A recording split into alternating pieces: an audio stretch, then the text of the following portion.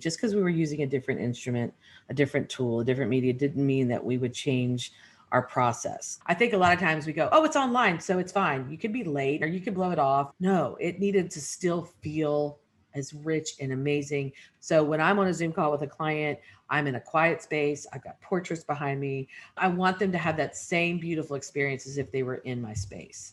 And I think a lot of times we think, oh, technology makes it easier. Yes, it does. But that doesn't mean we should sacrifice the experience.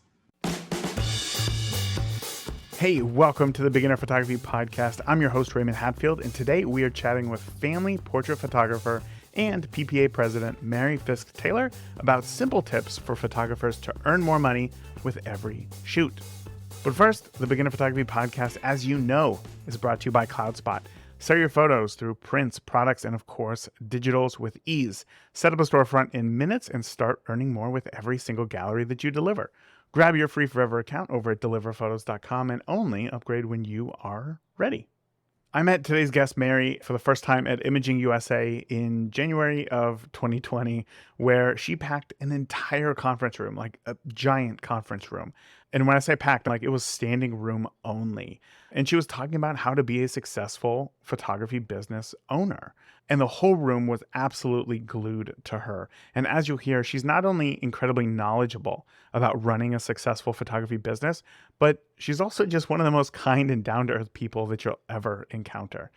Now, this interview was originally recorded in 2021 as photographers were starting to come back to business after the pandemic. So we talk a lot about strategies that kept photographers afloat during the pandemic and what they did to thrive as well. And everything that she shares is still totally applicable today, so be sure to listen. Mary's going to share how comparing yourself will not only steal your joy, but also stop all progress that you can make when learning photography. She's going to share the innovative ways that she adapted her business during the pandemic to not only survive, but again, actually thrive and make her business stronger than ever. And she's going to teach you the powerful systems like StoryBrand and Profit First that she implemented that made running a business not only easier than ever before, but again, stronger. It's all about building that foundation. And don't forget to join the conversation about this episode over in the free Beginner Photography Podcast community, which you can join right now over at beginnerphotopod.com/group. That is it. Let's go ahead and get on into today's interview with Mary Fisk-Taylor. Last time you were on was episode 196, and we talked about kind of sifting through the noise of being a photographer, being in business. So for listeners who maybe are new during this last year, can you remind us how you got into photography in the first place? Yeah, absolutely. So crazy. I accidentally ended up here. I swear by that. But I had another career and I was getting married and I hired this awesome wedding photographer and had a great experience with my bridal portraits. And then when my husband and I had our daughter, she's 25, so 26 years ago, I looked him up and he had just opened his own studio and I started bringing Alexandra there and I had taken the leave from my job. And I was really battling on whether I would go back to my full-time corporate career or not, because it was a lot of hours and a lot of work and I didn't have any flexibility, all these things that I thought maybe working in a small business would give me, which is a joke, by the way. I ended up starting helping out Jamie Hayes, who had a small studio here in Richmond, Virginia, back in 95. And then I started working with him just a few days a week. And then next thing you know, here I am 26 years later. Still doing this. When you reached out to Jamie, first of all, I chatted with Jamie not too long ago when I had to call and reschedule this interview last time. And he was just like the nicest person I think I've ever talked to on the phone. He was so great. But when you first reached out to him and you're like, hey, I got this crazy idea here. Was that in the capacity of like, I want the camera, I also want to shoot? Or how did that go? No, I was actually in a sales session with him. We were at Alexandra's 6-month portrait session. And I'm like, hey, so where are those 3-month portraits? And he looked at me and he looked like just a sad little puppy. And he's like, I opened this business. I had no idea. I'm so behind. Do you know anybody who would like to maybe work part-time? And I went, me. And I didn't mean to say it, but really honest with you, I was really struggling being a stay-at-home mom. And that's something I felt so guilty about and wouldn't have admitted for many, many years. I'm fine with it now. I think people need to hear that it's okay to struggle with that, by the way. Dads and moms both. So he said, oh, wow. And so I just started, back then, of course, we were film, right? So I'd crop card negatives and put together proof books and albums. Back the old day, the art leather, the albums you would put together with the mats and the images and file and stuff. And then I started doing sales, and he's like, oh, just take over the sales because you're great at sales. And I went to my first event, my first Imaging USA, and I saw all these ribbons and necklaces that people were wearing. And I'm like, what's that? And I like shiny new things, and I'm a level upper for sure. And I thought, wow, this is fantastic. So I started working, shooting at weddings. And then next thing you know, I built my own client base, etc. So no, he did not. He just wanted somebody to just do production is where I started. That is too funny. So when you finally did pick up the camera, you're like, I like those medals. I want some of those medals. And I started entering image competition, and I started doing all that stuff. I always loved photography, by the way. I didn't realize it. Jamie's the one who said, Mary, I come to your house, you have pictures everywhere. I had a 35 millimeter camera, and I always took pictures. I was yearbook photographer, all the things. But I never thought I was an artist or a photographer. And I still struggle with that, to be very honest with you. I still struggle with that word artist, but I do love creating with a camera. I also love selling and marketing. I love all of it. The business is where I'm obviously stronger. Jamie's such an amazing photographer, but I do love it. And I love the joy of delivering those goods to people and knowing they're going to bring them so much joy and longevity and a visual history of their family and things. I love that. I can hear it in your voice that you love it as well. I'm always so interested in this aspect because I think, especially for today's photographers, where photography is so readily available with our cell phones and whatnot. And my mom, I always remember, carried around the point and shoot 35 millimeter camera, and she always got photos. But that transition from I'm just going to take snapshots to I'm going to take photos with intention is an entirely different mindset. So for you as a photographer, from the photography, I guess, aspect of it, what was probably the most challenging part for you to getting in there to be able to capture those images? I think for me, I hope I'm answering your question. I think from the get-go, it was really hard for me to understand that what I took with the camera was a sellable product. That was a mindset I struck as much of a business person as I've always been. I mean, all the things. I think for me to think that what I created with the camera was sellable and people would buy was huge. And that was a mind shift that I had to work through. And I'll never forget the second wedding I ever worked. I was the second photographer, and I was photographing black and white, 35 millimeter, kind of around the bend and around the sides and that type of stuff. And the couple came in and they fell in love with one of my images, and they bought back then a 20 by 24 decollage. Wow. Which was a big product for us. It was an expensive product. It was one of our high-end products. I mean, they spent back, we're talking about 1996, 97. They spent like $2,700 or $2,800 on it. My goodness. And that was the day that I went, oh my gosh, everything came together for me at that moment. They loved it. And then I thought, so you get that feather in your hat, right? And then the next sale and the next. So that was the piece that I struggled with in the beginning, was that what I was creating was not just fun snapshots or whatever, that it was actually sellable art or sellable work that people wanted to display in their homes. The good news is that I was already a client. So I already believed in the value, and I already believed in the investment, because Jamie, when he opened the studio 27 years ago, I mean, we were charging back then, he was charging $125 for an 8x10. So that was, you know what I mean? That was now granted, it was film and it was different, and you actually could charge more back then in a lot of respects, but I was already investing in it. So I already got that part. That wasn't hard for me because I was a client first. But the fact that people bought what I did but I'll never forget that couple. I'll never forget the image. I can't remember what I photographed yesterday, but I remember that like it was seconds ago. Of course. Why do you think so many people, even like yourself, struggle to kind of overcome that mindset of, I'm not just taking a snapshot. This is something that others see a lot of value in? Comparison. They don't say comparison is the thief of joy for no reason.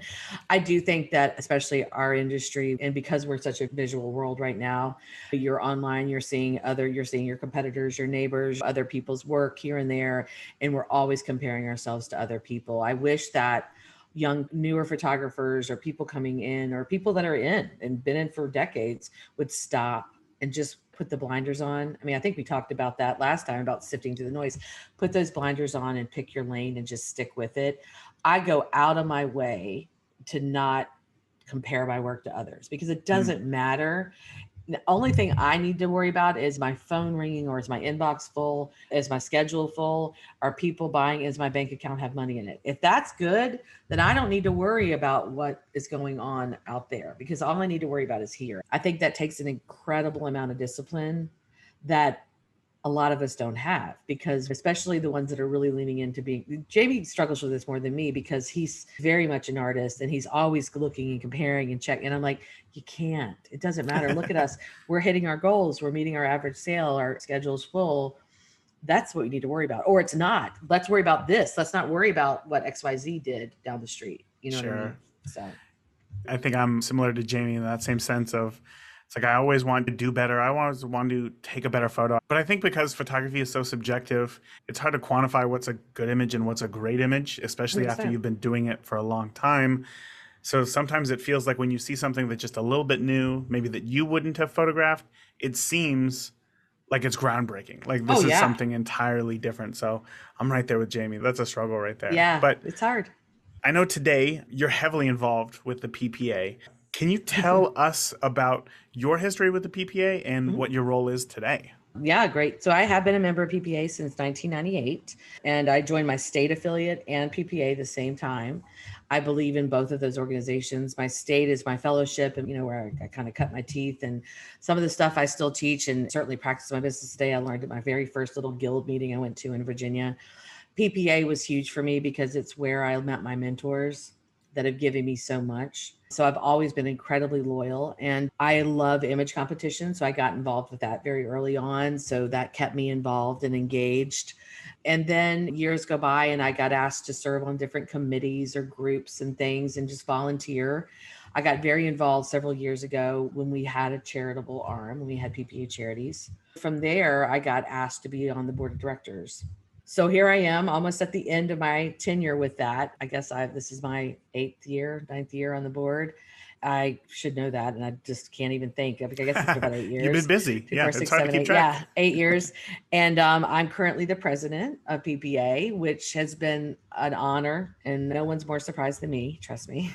So I'm president this year, and then next year I'll be the chair, and then I'll be done with the board. But this year I get to travel around and talk and share with lots of different little small groups and affiliates. There's places where I started, which has been just amazing.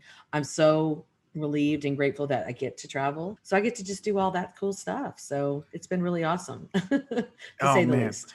I can't imagine the experiences that you have, and I'm sure talking with the photographers that you have as well. And I think I said this before we started recording, but I don't think that there's anybody who probably has a better thumb on the industry as a whole as you. You're definitely right there at the top. So today, one thing that I know is on the mind of a lot of photographers is, what do we do in this situation? Yeah. When the world kind of shuts down, how do you move forward? And I think with a lot of new photographers, it's very difficult because you're just getting started. And to feel like you have the rug ripped out from under you. I know a lot of photographers who almost gave up on photography because it's like, what's the point there? And especially when we're being pushed in the side hustle type world, when I don't think a lot of people truly do want that. So from your perspective, how did your own photography businesses change? What happened to them, and what happened to the industry as a whole there in the beginning? Yeah, so I want to be forward thinking, but I'll just give a little brief history. Obviously, I have 2 studios. My main studio is my portrait studio. We still do some weddings, and that's the one I started with Jamie. I do have a second studio with my mom and sister, which is a volume studio. Last year, that was pretty much shut down. Schools weren't in, so there weren't school pictures and all that stuff. So that's a whole nother beast, right? And that was okay. Our portrait studio, obviously our weddings were done. Our weddings were just rescheduled or what have you. That means this year's busier than I want to be with weddings and events, but I'm grateful to have the business. What I realized immediately when we shut down, and in Virginia, we were shut down as non-essential for 3 months. So we were shut down longer than a lot of other, not everywhere, but we were one of the longer ones shut down than other states because our governor is a doctor and he took a very scientific approach to it. So that was okay. I realized very quickly that I scrapped my entire marketing plan, which I was so proud. I had all, done for the year. I'm a planner in that respect. So I realized I needed to find passive income. I do a lot of consulting and coaching with studios, but I knew that was not going to be a good fit because people weren't working, they weren't making money. And I couldn't imagine trying to go out and sell my coaching to people who weren't in business. That just Mm-hmm. seemed, that just felt like I was being very deaf to the environment. So I leaned in really hard to things we could still do at home as photographers. And so we worked really hard on promoting restorations and what we have a wall concierge service that we offer our clients. We've always offered those services, but it's not one that was very forward in my marketing. It was kind of one of those things like if a client was asked, it was like, sure, we do that. So I was able to stay somewhat busy by doing restorations and by leaning into the concierge service, which, by the way, is just a service we offer where we will go through all of your either snapshots, negatives, digital files, call them together, organize them for you digitally, and then create a curated wall, maybe a grow, Wow. some people call it a grow wall, whatever. So I had a lot of those jobs coming in because a lot of my clients were still working. So they were still making money. They're not like me, right? They're not sitting there and can't make money. They're still Of making course. money. Yeah. And they didn't have anywhere to spend their money. And that's what I knew. My biggest competition is vacation, but they couldn't spend money. Mm-hmm. So they had money to spend. So I was ramping up for that. So I stayed pretty busy with that, scrapped all my marketing, only marketed restorations and the concierge service. So I was busy for those months. When I knew we were going to reopen, it was very important to me that offer as frictionless as a system as possible. I just wanted to make our clients feel safe. I wanted to be safe. And because at this point, we're talking about early summer when we finally reopened, what we did was we went completely frictionless with consultations and sales.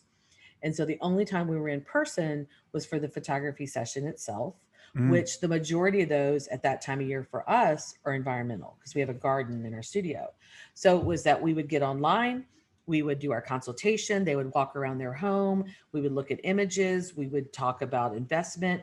I curated an entire little box of samples, little tiny canvases, leather samples, little painted canvases, because we sell mostly paintings, so that when we were doing the consultation and the sales session, they could still hold and feel and see my products. Oh, wow. Granted, on a very miniature scale. Sure, of course. Yeah. But I curated these really beautiful little boxes that had a lookbook in it. And we had little wrapped snacks and teas and coffee, just little things to just try to make it as personal as possible, just as if they were in my studio. My daughter made all these little fresh baked cookie candles because one of the things we're known for is we bake cookies every day. So they could light the candle and smell the cookies. And so I tried to bring that experience to their home. Right.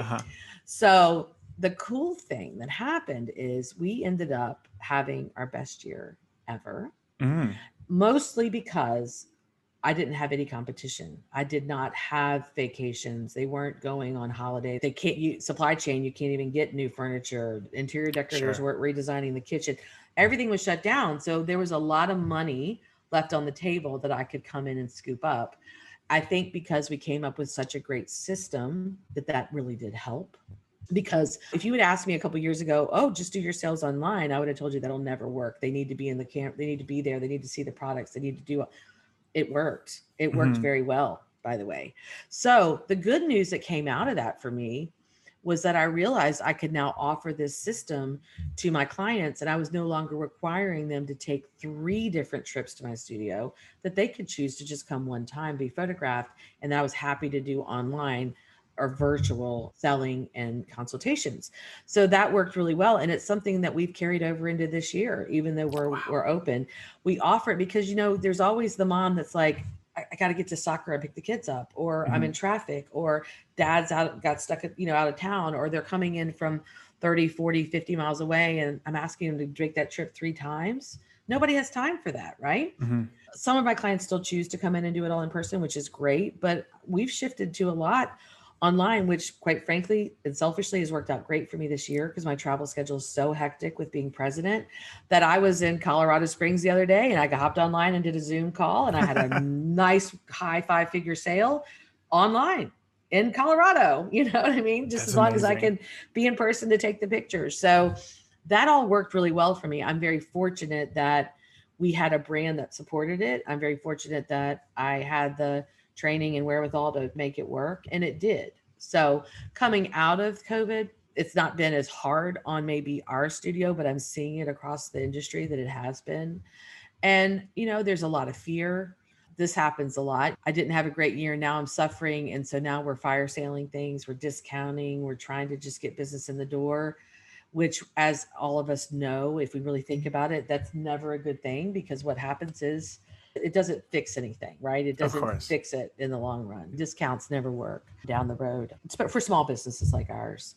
That's how we went through COVID, and that's how we've come out of COVID, with a new sales system that, quite frankly, has been really, really awesome. And I think is relevant to the times. It's better on the environment. If people aren't out in their cars all the time, there's a lot of reasons why I think it's a good system. So it forced us to do something that I think is going to be an incredibly promising thing for us moving forward. Sure. Of course, it's always been one of the things that I hear from photographers. And I'll be honest, I mean, myself included several years ago, which was I hear the power of having some sort of in-person consultation, Yeah.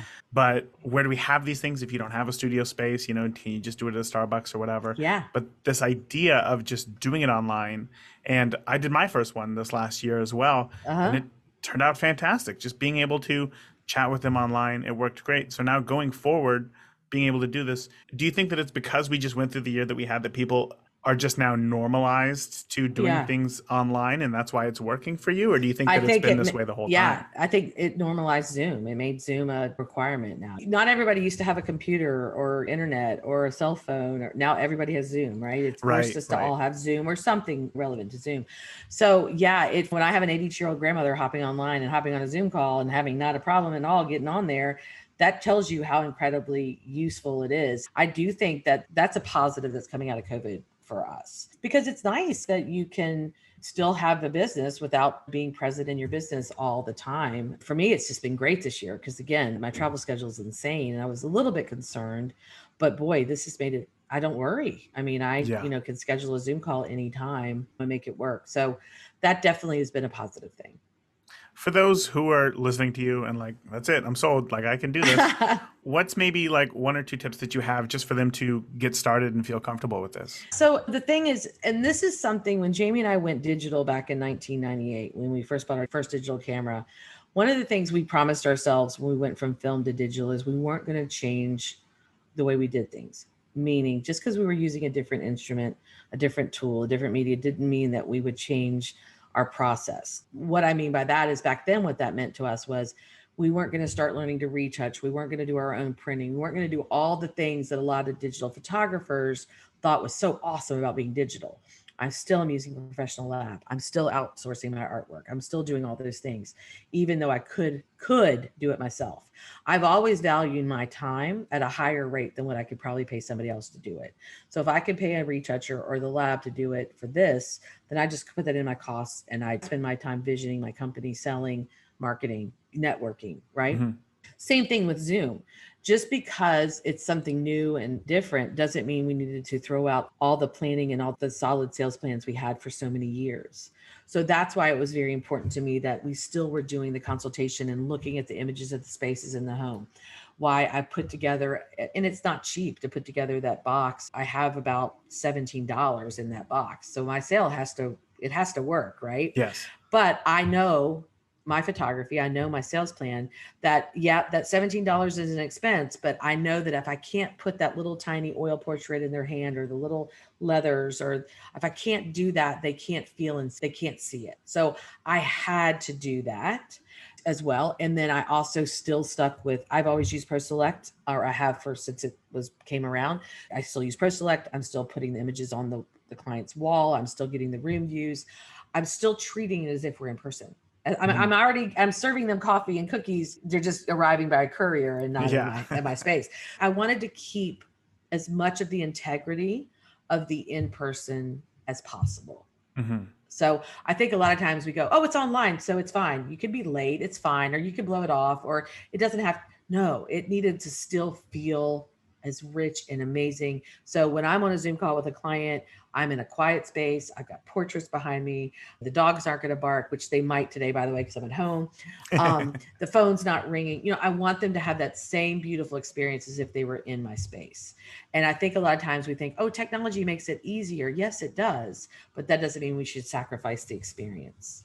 Oh, I love that. That is such a good takeaway right there. Anybody listening needs to go back and listen to that one more time. It's so easy to, when you want to try something new, to completely try to reinvent the entire wheel. and get it to work. And I will admit that I am very guilty of that. So I appreciate that insight right there. With the PPA, obviously, you're geared towards professional photographers. This past year, there probably wasn't a lot of discussions as far as street photography and the art of photography. But what was kind of the PPA's line to best help guide and assist photographers through challenging times where you really couldn't get people in front of your camera? Well, I can tell you for a fact that PPA and being on the board and having a proverbial seat at the table, so to speak, in the room where it happens, if you want to go into Hamilton here. But the thing is that we immediately hopped online and started talking about what we could do for photographers. PPA is an organization for photographers, run by photographers, with nothing but what we can do for photographers in mind. So our goal at PPA is, number one, is to be fiscally responsible. So we make sure that PPA has enough money put aside that if we didn't bring in a dime for 3 years, we could survive and offer every single benefit that every single member has been given, right? That's number one, is to be fiscally responsible with the money. Beyond that, it's what we can do for photographers. So I don't know if you're aware, but PPA, first of all, this year, our insurance, which is already included in your membership, all you have to do is opt in. And here's a little word to the wise. If you're a PPA member, please go to your PPA My Profile page and make sure you've opted in to the insurance, because legally we cannot opt you in for the free insurance. You have to opt yourself in. There's no cost, but you do have to check the box, right? So beyond that, our benefits in that just went up 10 times. Now you can either get full replacement value for, I think, a $350 or $350 deductible. Do not quote me on that. I'm terrible with numbers. Or you can get it repaired for a $50 deductible. I literally shopped around here in my area and I could not find anybody close to that. So for my dues, I get that insurance alone is what I'd be paying if I was paying for my insurance here. Yeah. So we worried about that. We had to shift to make sure Imaging USA was safe. So we spent an incredible amount of money and a big investment to have the best online event we could possibly have. And it was, by the way. I want to say that. Thank you. I agree. They did an amazing job. PPA has the best staff and leadership in the world. For a trade association, it's so beyond that. But everything we did and talked about was what for the members. And even going into this year, I mean, I don't know, Imaging USA in January, we kept that the registration is only $59. We're subsidizing $50 a night for each hotel room. And guys, the hotel's not giving us any of that. We'll be writing them a check for all of that money because PPA survived COVID very well. As a matter of fact, we have more members than we've ever had. We broke 31,000 members earlier in the spring or the summer. We wanted to give back. So we created a give back to our vendors who've been so great to the association. And we made sure we could make Imaging USA as economical as possible, so as many people as possible could attend. Everything we do is about members. We amped up our education. We opened the whole platform. You didn't even have to be a member to get online and study with PPA during COVID, which I thought was amazing. We wanted to make sure everybody had that. And we kept our voice on the Hill, on Capitol Hill, strong. Even though we couldn't be there in person, we made sure we were still advocating for modernization of the Copyright Office and copyright reform. So we just kept on business as usual, just doing it a little bit different. And I'm really proud of this association, and I'm incredibly proud to be a very small part of it. Well, I think you should be. I mean, I haven't really been, I guess, in the PPA for any sort of long history, but it feels like just in the past few years that there has been the type of changes that are forward-thinking changes. You know, that I feel like that change from film to digital was very much focused on the technology, and it was very scary, I think, for a lot of photographers, whereas today we're kind of back at it, right? Back 100%. To work, we're doing it, and it's time to figure out how are we going to make the future the best that it can be. And again, I think from everything that I've seen come out of the PPA, it feels like that's at the forefront, which is great. Now, I got a question for you in particular, which is that you are a StoryBrand expert, which is very exciting. I would love to know, I guess, first of all, for listeners, can you let us know what StoryBrand is? But then also, because of this past year, has your story changed? So yes, so Donald Miller wrote an amazing book called StoryBrand, and people get a little bit confused what StoryBrand even is. But if you read the book or listen to his podcast, the whole point of StoryBrand is it's a framework of how to run your business. And the bottom line about StoryBrand is your business telling a story or inviting people into a story loop that is relevant to them. And what we know is human beings are born with two instinct attributes.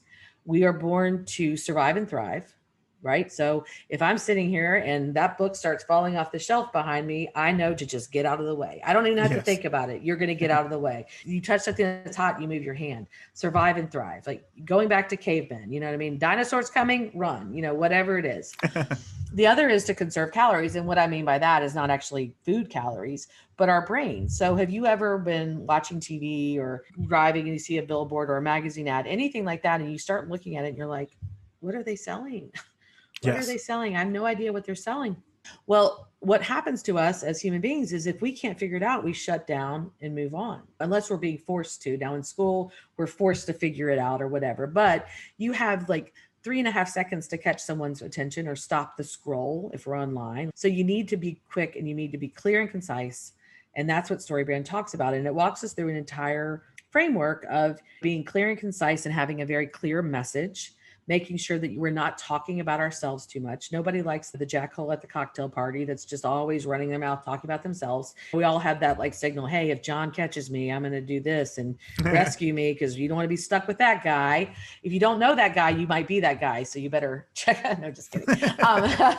But, you know, making their client the hero and making sure they understand exactly what it is you want them to buy by agitating a pain point they may or may not know they have, by the way, and how you can solve it. So my story brand hasn't changed because my story brand is incredibly the same regardless. As a matter of fact, it amplified it. It turned the volume up on it because we went through a year. Oh, I mean, I was getting emotional. We went through a year of people dying everywhere. You know what I mean? You just couldn't get away from death. So nothing brings you back to center, which for me is my family. And for the client I want to serve is family, by the way, more than that. 9/11 was another time in our history of owning the studio that brought it home really hard. This was 10 times 9/11. It was 100 times 9/11. It was global. So families were clinging to each other, right? Well, my pain point is that you get 18 summers before your family changes forever. Those kiddos fly away, that the landscape changes. Don't miss a moment. I can freeze time. I could capture this moment. I can't stop it, but I can make sure you don't look back and wish you had captured it. Wow. So I leaned into that harder than ever, and I will continue to, by the way. But if anything, for me, you know, the pandemic, it made it so much more, oh, wow. And people weren't as busy. So people were paying attention to my marketing more than ever. And it's getting busier again. And we're getting right back to where we were. I'm back on the hamster wheel trying to get the message out. But it helped my messaging. And it should have helped all of our messaging. And we've been saying this is the year of the family portrait. By the way, every year is the year of the family portrait. But really, you know, all of our marketing really went into that. If we've learned anything, time is precious. Don't let another moment pass because you're not promised tomorrow, you know? So that's the verbiage that I'm using. And that's what StoryBrand is for me. Now, if I owned a company that made, you know, microphones, my StoryBrand would be different. But my StoryBrand is time is the pain point and I can't stop it, but I can capture it. That's so much more eloquently put, I think, than because I think every new photographer is going to say something of like, I love capturing little moments or whatever. But until you do put that weight behind it, you only got 18 summers. I mean, yeah, that right 18 there summers, is like, 18 holidays. I love what you just said because it's exactly what I love this. Well, nobody cares what you love, by the way, because it's not about you, by the way. It's about them. Anytime we put I into it, we are literally taking ourselves and making ourselves a hero. Nobody wants that. We're too busy. Our job is to guide. We're Yoda. We're the Yoda of this movie, if we want to call it that. And that's what Donald Miller always calls it. He loves to refer to movies. He's a big movie fan. But we're the Yoda. We're just the guide. We're going to sit back in the background and we're going to let you be the hero. I always make the mom or the dad front and center because good for you for making this decision. Good for you for doing this for your family. This is all about you. You made this decision. Isn't it important that you do this and does that your family deserve it? That's what we need to be saying. Nobody cares what you love to do. I mean, that sounds mean, but they don't. You know, people say about time, oh, wow, I bet you're so leveraged because you're PPA president and you want to. No, my clients don't even know. They don't care. They're just trying to get to soccer and pay the bills and get their kids' haircut. They're not worried about what Mary Fisk-Taylor is doing. That's for Mary Fisk-Taylor. When I'm representing my studio, it's all about them. It's not about me. I think that's why you're the expert there. That's perfect. That is wonderful. Yeah, I love it. I love that. Becoming a StoryBrand guide and then working with Profit First and becoming a Profit First professional were turning points in my career. Were major Sure. turning points in my career. And those are things that have saved our business in a lot of ways. Made it, I don't know if it made it, you know what it does? It helps me not work as hard because I have a clearer path to my financials with Profit First, and I have a clearer path to my marketing and the way I run my business with StoryBrand. It just means I don't have to work as hard. I Yeah. think. And who doesn't want that? We all want that, by the Yeah, way. we all want that. Yeah. We all want So, that. so there you go. If you're listening, pick up StoryBrand and Profit Profit First. First. Those are, yeah. Profit Great First is books. one of those I can also attest to as well. That's a wonderful one. Oh, Now, so good. I know that there's still several places in the world where people are very much locked down. They are not allowed to leave the house. They can't go out. They can't shoot or anything. If they are in a professional capacity, is this the time that they read StoryBrand? Is this the time that they go through Profit First and just start working on the business rather than focusing on getting people in front of the camera right now? Yeah, you know, when you can't work in your business, you need to be working on your business, right? That's what I talked about a lot last year. I have a podcast as well. So Kira and I talked about it a lot on our podcast. And then I got to partner with Ronan Ryle with 3XM Solutions. And we were doing a lot of think tanks and weekly conversations. And that was an overarching theme. And honestly, it's one that it shouldn't take a pandemic to make that happen, but I think it forced people to really work on their website or really read a book and go open those bank accounts and start Profit First because they couldn't. I know the money wasn't coming in and that is hard. And guys, we were all there, by the way, and it is so hard. But having those things already in place saved my business. I do know that a lot of photographers that did spend their time last year working on that, setting up the bank accounts and doing that this unfortunate second round that we're now seeing, they're like, wow, it's so much easier right now because I actually have profit. I have money in the bank because of Profit First, or Right. my, site's working, or I implemented that passive income resource. So I'm not out photographing as much, but I'm doing more restorations or I'm doing this or that. So I do think that it's been an incredibly helpful piece. Sure. Of course. Of course. I know that we're coming to the end of our time here, Yeah. but let me ask, with a show like the Beginner Photography Podcast, there's a lot of photographers who they love photography as a hobby and they're looking to the future, maybe someday starting a business. Yeah. What advice would you give them to maybe kind of work on now so that when that time comes to start that business, to get that going, they're just set up for the most success that they can have? Okay. So I already mentioned those two books, and I 100%, if I do when any coaching or consulting I do, which I work with a lot of great studios across the world right now, but I tell you what, starting with Profit First in mind and starting with StoryBrand is a lot easier than being an old dog and learning new tricks, which was totally me, right? Sure. But the first book I would recommend them reading, or at least finding a resource, is, and I'll mention the book, but I'll tell you why, is there's a book by Dr. Carol Dweck called Mindset. It was originally written for teachers and those in education, but it's grown into so much more. And Mindset was introduced to me in a point in my life where I was at a really low, coming off one of the best years I've ever had, but waking up in January and feeling like I can't get out of bed because I just didn't know if I could start over because I was working so hard.